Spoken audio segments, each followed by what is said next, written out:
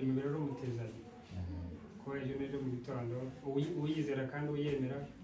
azagira aho agira gute agera kandi ukajya mu ijuru nk'uko twebwe tubyigishwa mu rusengero. So kuba umusaza ameze gutya rero hano uyu munsi buri munsi utafata akanya uri kwirirwa mu rugo n'abana ariko ukakamirwaho utazi igihe n'iryari ngo uzahagurukana nawe umujyane mu rugo, kandi kubw'Imana turizera ko umunsi umwe uzahaguruka mukajyana mu rugo kuko nta wifuza ibibi byose muri aka kanya ariko ntabwo ari hano mu rugo ni hariya hepfo, kandi mu rugo ni mu ijuru tukaba dufite kuzajya isubiza.